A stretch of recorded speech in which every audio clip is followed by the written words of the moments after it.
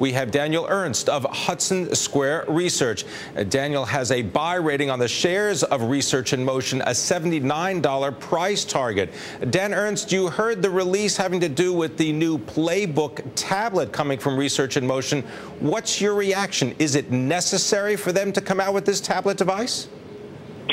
That's a great question. I'm not sure that it actually is necessary for them to do it, but how they introduced the device was somewhat interesting in that they said their CIOs, the people that install the BlackBerry servers in 250,000 enterprises around the world, asked them for a full-screen experience so that the BlackBerry's ability to deliver not only messaging but documents and corporate applications could be on a bigger screen, and so they said it was more responsive. So I thought that was interesting that they felt there was a pull in that direction.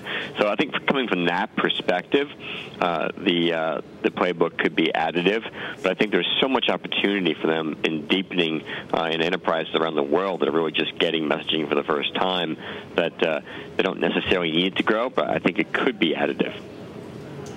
Now, Dan Ernst, we've got live coverage right now, live pictures of the developers conference taking place in San Francisco. The last quarter that Research In Motion reported seemed to blow away a lot of the critics for the company, because even though everyone seemed to be saying Apple was going to eat their lunch, that the death of Research In Motion was imminent, the results showed something quite different.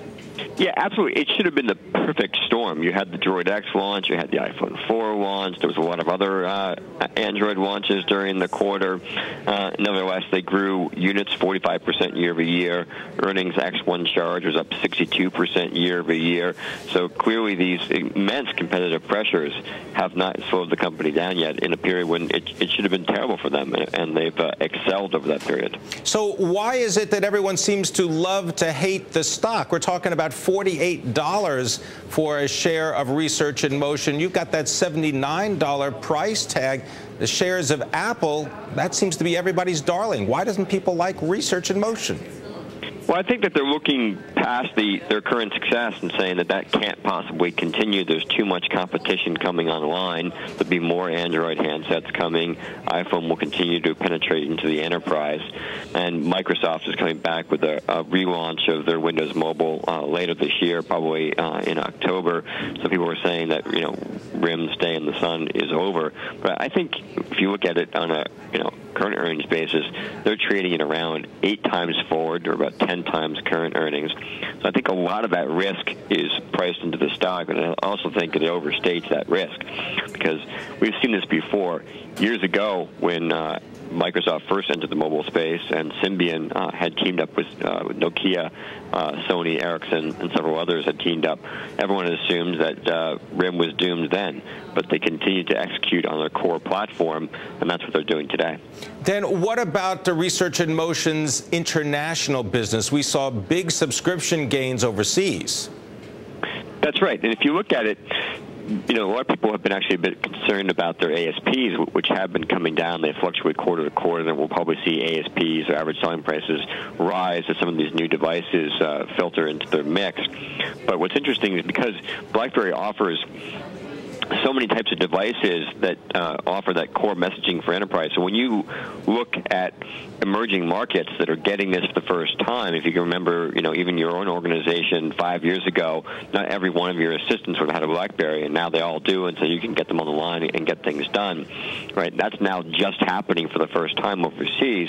Well, BlackBerry can sell them $100 devices where the wholesale price of a Android phone is $500, $600 for an iPhone. So actually overseas, the ironic thing is BlackBerry, which was always the premium service, actually could start to look like the economic service in emerging markets. Dan Ernst, what kind of price point does the PlayBook need to come in at to be competitive? Yeah, that's a great question. Again, I think that they're gearing this towards the enterprise market. The first device they're coming out with will get its primary wireless link by linking to your existing BlackBerry. So that actually creates a lot of savings for the enterprise. I don't need to buy a separate data subscription for that device. I can deliver documents to it through BlackBerries I'm already paying for. So that will give it a leg up over some of the other things there. But, Apple really set the bar pretty high there, or rather low there on the pricing, with the $500 price, and so that's kind of interesting. And there's a lot of functionality built into the Apple iPad, so it will be tough for RIM to come in there with a very competitive price. But again, I think that from the enterprise perspective, they'll be looking at the total cost of ownership. All right, I want to thank you very much, Daniel Ernst, coming to us from Hudson Square Research, giving us his views on Research in Motion. He's got a $79 price target. The stock today, about $48.